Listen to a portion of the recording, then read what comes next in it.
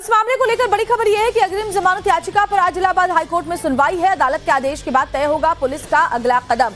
अग्रिम जमानत की याचिका स्वामी अभिमुक्तेश्वरानंद सरस्वती ने दाखिल कर ली थी पहले ही गिरफ्तारी के डर से, और इसके बाद क्योंकि देखिए प्रयागराज पुलिस काफी वक्त से बनारस में मौजूद है, सबूत जुटाने की कोशिश हो रही है, जिसको लेकर आरोप लगाने वाले नाबालिगों का मेडिकल भी करवाया गया था। एक का मेडिकल नहीं हो पाया था परीक्षा की वजह से, लेकिन बताया जा रहा है, सूत्र जो बता रहे हैं कि एक नाबालिग ने जो आरोप लगाए हैं उनकी पुष्टि मेडिकल रिपोर्ट से हो गई है।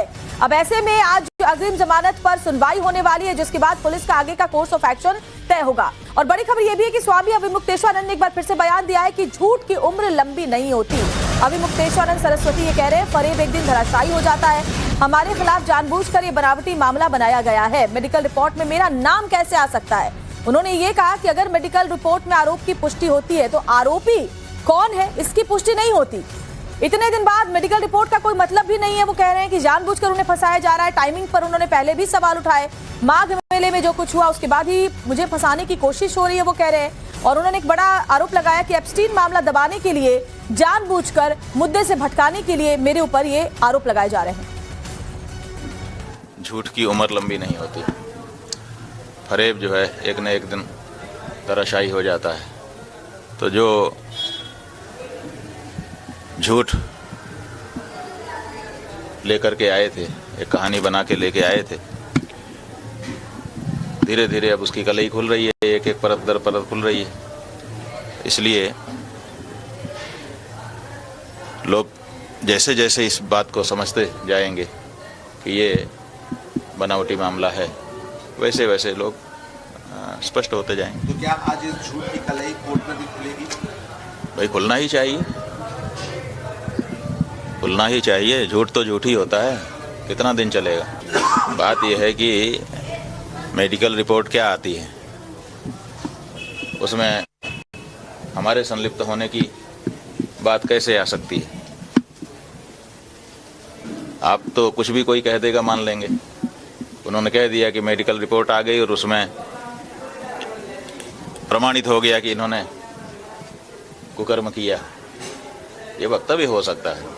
लेकिन आप भी जानते हो, सब जानते हैं कि एक तो इतने दिनों के बाद की गई मेडिकल रिपोर्ट का कोई मायने नहीं, और दूसरे अगर मेडिकल रिपोर्ट की गई होगी, मेडिकल हुआ होगा, मान लो कि उस बच्चे के साथ ऐसा कृत्य कभी हुआ हो, तो वो निकल करके आ सकता है। लेकिन किसने किया, इसके लिए तो अभी बड़ी मशक्कत करनी पड़ेगी, क्योंकि जो बच्चा हमारे पास कभी आया ही नहीं, उसके साथ हमारे नाम को जोड़ पाना ये इतना सरल नहीं है। और आशुतोष हमारे सहयोगी वाराणसी से हमारे साथ लगातार जुड़े। आशुतोष, ये जो पूरा मामला है आपराधिक से ज्यादा ये धार्मिक और राजनीतिक रंग ले चुका है, आर पार की लड़ाई जारी है। लेकिन बहुत वाजिब सवाल अभिमुक्तेश्वरानंद सरस्वती ने उठाए कि आरोपों की पुष्टि अगर मेडिकल रिपोर्ट में होती भी है तो उससे ये कैसे पुष्ट होता है कि आरोपी कौन है। और उन्होंने ये भी दावा किया कि सबूत जुटाने के लिए बहुत मशक्कत करनी पड़ेगी, क्योंकि झूठ के पांव ज्यादा दिन नहीं टिकते।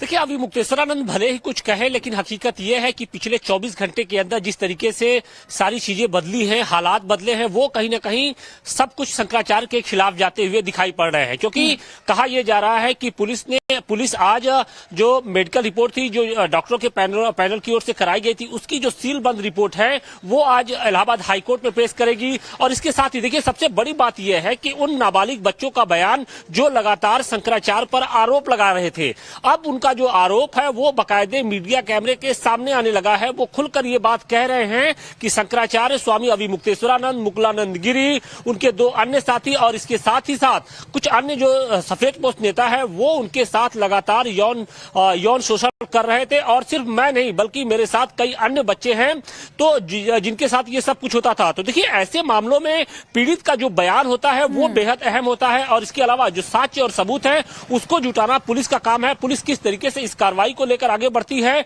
वो अब देखना होगा। लेकिन आज हर किसी की नजर सबसे पहले इलाहाबाद हाईकोर्ट की उस याचिका पर सुनवाई को लेकर है, जिसमें शंकराचार्य ने अग्रिम जमानत की मांग करेंगे। तो निश्चित तौर पे आज का जो दिन होगा वो शंकराचार्य के लिए बेहद अहम होगा और इसके साथ ही पुलिस के लिए भी इसलिए अहम होगा क्योंकि पुलिस कोर्ट के इस ऑर्डर के बाद ही कोई तो मुश्किलें बढ़ती हुई नजर आ रही है अभी मुक्तेशानंद सरस्वती की, लेकिन नजर आज हाईकोर्ट की सुनवाई पर होगी। आशुतोष, आगे भी आपसे अपडेट लेंगे। फिलहाल शुक्रिया आपका जानकारी देने के लिए। और देखिए, इस मामले से जुड़ी हुई बड़ी खबर यह भी है कि शंकराचार्य के शिष्य मुकुंदानंद गिरी ने भी बयान दिया है। कोर्ट चाहे तो नार्को टेस्ट करा ले। मुकुंदानंद पर भी ये संगीन आरोप लगे हैं। आरोप लगाने वाले बच्चे हमारे विद्यालय के नहीं है, उन्होंने ये दावा किया। शंकराचार्य के शिष्य मुकुंदानंद गिरी ने यह बयान दिया कि अगर कोर्ट को लगता है तो नार्को टेस्ट करा ले। ये वही बच्चे जिन्होंने आरोप लगाए हैं, ये कौन बताएगा? मुंह पर कपड़ा बांधकर किसी से कुछ भी बुलवाने का कोई मतलब नहीं।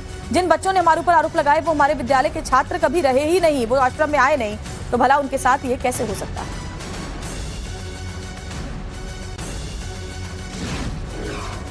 वहीं ज्योतिश्वर आश्रम के सेवादार विमलेश ठाकुर ने कहा कि महाराज एसी रूम में नहीं सोते हैं, क्योंकि देखिए कई तरह की बातें सामने आई कि जिस आश्रम में रहते हैं अभिमुक्तेश्वर सरस्वती, वहां ऐशो आराम के तमाम साधन अंदर मौजूद हैं, जिसमें एसी कमरे हैं, जहां स्विमिंग पूल हैं। लेकिन विमलेश ठाकुर इन सभी आरोपों को गलत बता रहे हैं और कह रहे हैं कि झूठे आरोप है, सेवादार है वो, और ये भी कह रहे हैं कि महाराज तो किसी को पैर तक नहीं छूने देते। महाराज जी के ये आपने रूम तो देख लिया होगा कैसा है रूम। महाराज जी एसी में नहीं सोते, ऐसा ही बेड में सोते हैं, पलंग में। महाराज जी को जो आरोप लगा रहा है वो आशुतोष, वो गलत आरोप लगा रहा है, खुद बता आरोप ही है वो। महाराज जी को क्या आरोप लगा रहा है, खुद आरोप ही है वो। इस मामले को लेकर अचलानंद जी महाराज ने कहा कि एक सोची समझी साजिश है जिसमें सत्ता भी शामिल है, शासन और प्रशासन दोनों शामिल हैं। एक षड्यंत्र जो किया गया है चक्रव्यूह की तरह की, जिसमें पूज्य शंकराचार्य जी वर्तमान में गौ माता के लिए जो आंदोलन करना कर रहे हैं, गौ माता को राष्ट्रमाता घोषित करना, गौ हत्या बंद होना। उन्होंने जब से लखनऊ जाने की बात कही 11 मार्च के लिए, उसके बाद से सक्रियता बढ़ गई और लोगों ने नाना प्रकार के षड्यंत्र करके उनको इस झूठे आरोप में फंसाया है। मन बहुत दुखी है। तो पूरा संत समाज इस वक्त दो फाड़ हो चुका है इस पूरे मामले को लेकर। वहीं नरसिंहपुर की पूर्व महापौर कल्याणी पांडे ने भी कहा कि स्वामी अभिमुक्तेश्वरानंद पर जो आरोप लगे हैं वो झूठे हैं। तो उनके नमन करते हैं, बार बार प्रणाम करते हैं, हम कुछ बता नहीं सके। रुलाई आती है और इतने दिनों से हम देख रहे हैं भगवान की तरह है, बिल्कुल साक्षात परम ब्रह्म परमात्मा है। उनके का दोष लगा सकत बेटा? अपन खुद पापी बने नहीं बने, अपन नरक की जगह ढूंढ रहे हैं, है का नहीं? हम तो इतने दिन हो गए बेटा देख रहे हैं आए जब से, या हम कुछ बता ही नहीं सके। पूरा संत समाज इस वक्त दो फाड़ हो चुका है इस पूरे मामले को लेकर। वहीं नरसिंहपुर की पूर्व महापौर कल्याणी पांडे ने भी कहा कि स्वामी अभिमुक्तेश्वरानंद पर जो आरोप लगे हैं वो झूठे हैं। तो उनके नमन करते हैं, बार बार प्रणाम करते हैं, हम कुछ बता नहीं सके।